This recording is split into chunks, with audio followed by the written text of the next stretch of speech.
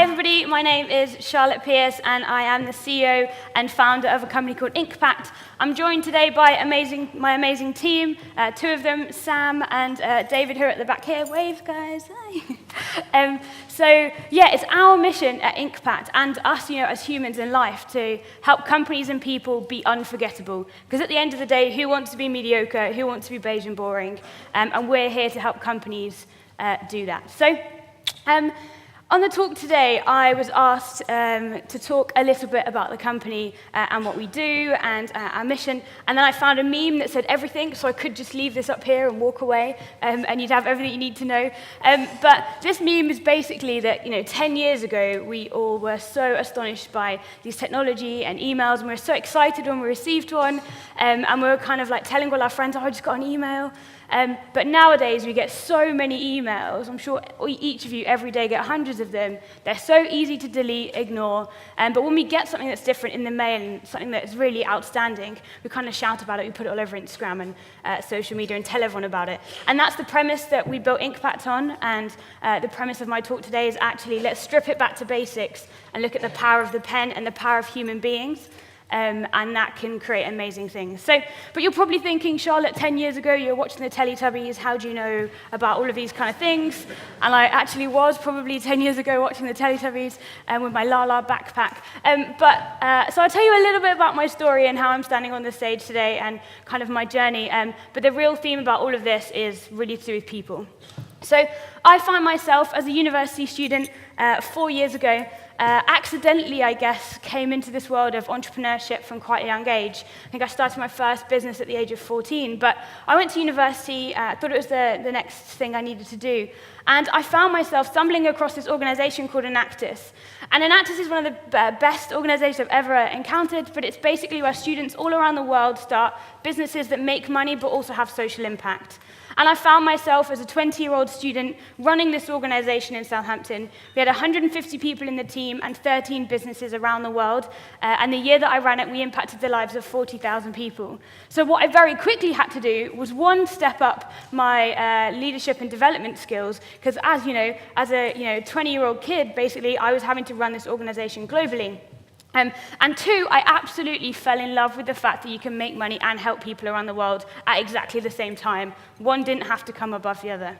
But what I did is I went on this personal development journey to how do I make these 150 people, how do I manage them and make them deliver amazing social change? So I went to a company called Action Coach, who coach CEOs. And I was sitting in a conference not too different from today, and the first half of the talk was about mindset and vision and values, and the second half was about marketing. And I was really there for the first half, but I was kind of sitting in the back of the room.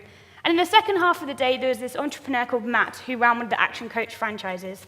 And he said to me, we have to coach CEOs one-on-one. It's really important that we get to know people, but I market using online marketing, and I market using emails that get a tiny open rate, a tiny engagement rate, but I have to coach someone so personally. And he said to me, I love sending handwritten letters, but I can only send 10, and then my hand hurts. I'd love to be able to send really personal messages to all of my customers. And I kind of went into my Enactus mindset, and we'd been working with people all over the UK and all across the world, people that were mothers, people that had been in prison previously, people that had been homeless. And I said, there's these people over here who would have great handwriting and would love to help you with your marketing, and then there's companies over here that need to be personal, and I simply joined the dots. And I said to Matt, I'm going to write 100 letters for you. Well, my handwriting is awful. I'm not going to write 100 letters for you. I'm going to get some people with great writing who want to earn some money to write 100 letters, and then let's just see what happened. And Matt called me the week later and said, that's the best marketing campaign we've ever done. Out of 100 people, 33 came into my office and talked to me, and I only had to sell to one of them, and I got 25 times plus return on investment. And he said to me, if you can scale this, you're onto a winner. And effectively, that's how Inkpact began. It was absolutely accidental. I saw two opportunities, and I joined things together. And we started writing handwritten letters for companies all around Southampton initially. And then I realized that company could not be scalable. We were taking emails from people, and then we're handwriting, I was taking them to the local library. It wasn't scalable. And so fast forward a year and a half to when we relaunched Inkpact. We launched it as a technology company with a difference. So Inkpact now allows companies to send beautiful handwritten letters like this, at scale, at the touch of a button, written by real people, but all driven from an ordering point of view from technology. So the same issues today as it was when I first started the company a couple of years ago, which is how many of you use Gmail? Yeah? How many of you knew this promotion folder existed?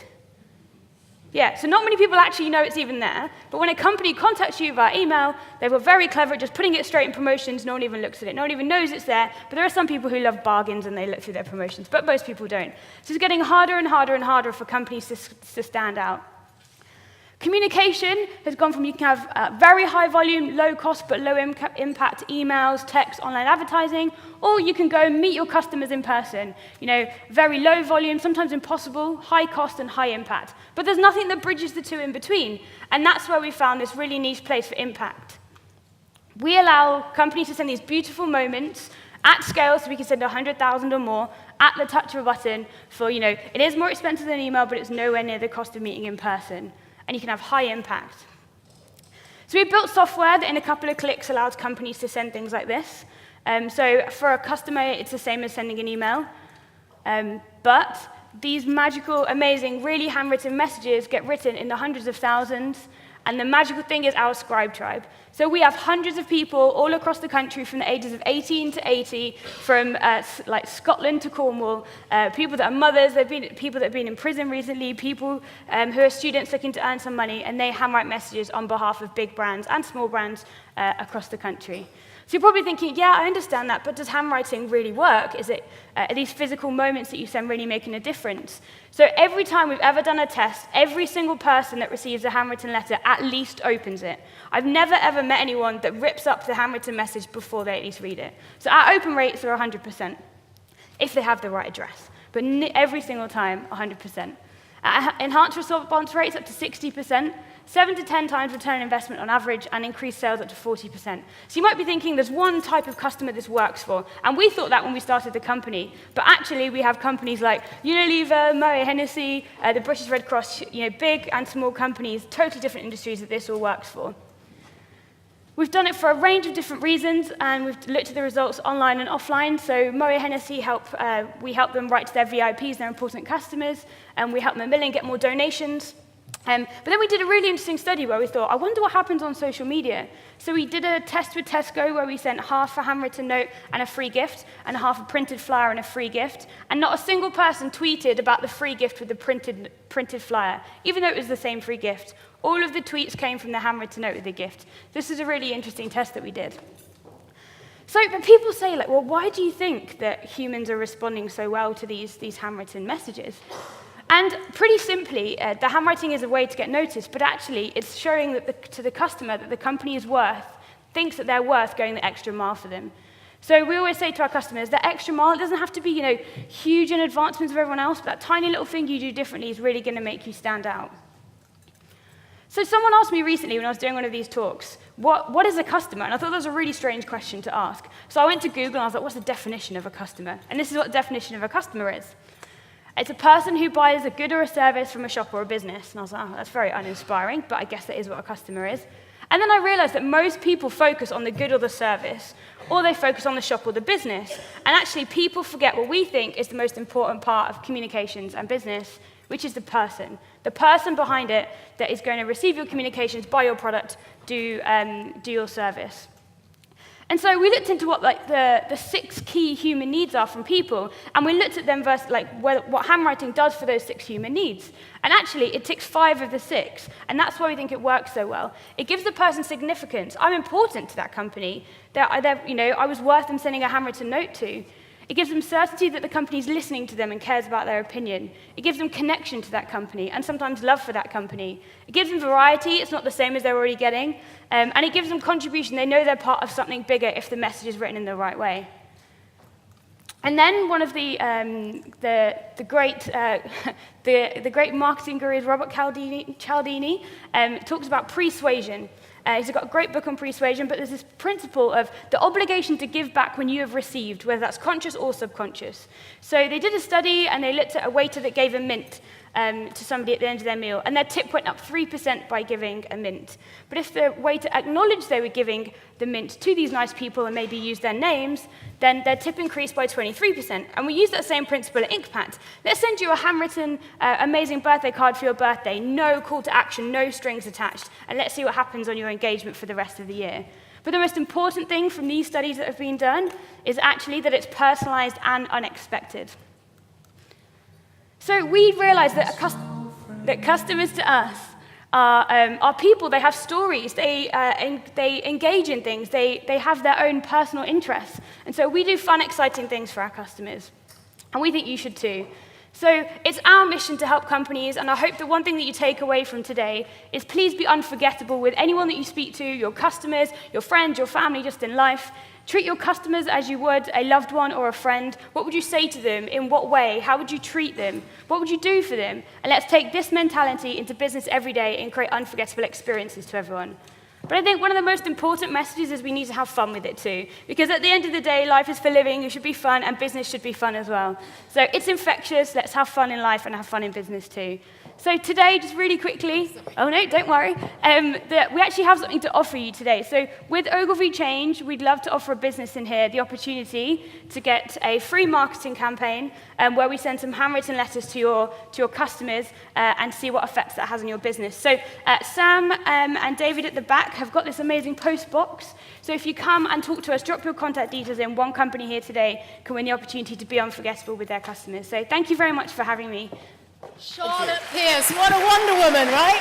Thank you so much, Charlotte. Just a very, At the back here. just a very quick thank you. First of all, make sure you meet Dr. Gilbert Roberts, who's on the pink table, because you've just proved exactly my point about signalling behaviours that you would only engage in if you're interested in a proper relationship rather than the predatory transaction. I think it's fantastic. Sounds great. The second thing I was just going to say before Tara tells you things about lunch is if you're free over lunch, particularly if you're a client who's got a small five-figure sum that they don't know what to do with, and you'd like to encourage the promotion of women adopting STEM careers, Serian Sumner will be over there in the corner, representative and in fact, manager of Soapbox Science, which encourages female scientists to go out to school children and younger people to promote, at exactly the age when it makes a difference, to promote careers in STEM subjects. Incidentally, she's also one of the world's leading experts on wasps. So if you haven't got 10 or 20 It's amazing that she's not the world's leading expert on trains. She makes the very, very fair point, I think, that wasps are very unfairly branded relative to bees. So Thank you, Rory. I have to answer this one question up here about authenticity, just because I really want to highlight the fact that this is a social enterprise and that the people that are writing these handwritten letters are, in many cases, disabled, are not able to work, are single mothers, and that they are getting work from this, but also that the research that has been done suggests that even when that letter is handwritten and that at the bottom of the letter it says this letter wasn't written by Bill, the CEO, but it was written by somebody who's at a disadvantage, this is a social enterprise, that people are still very much engaged and they've read the letter right through to the end and it doesn't affect their view of the business or brand, except perhaps positively.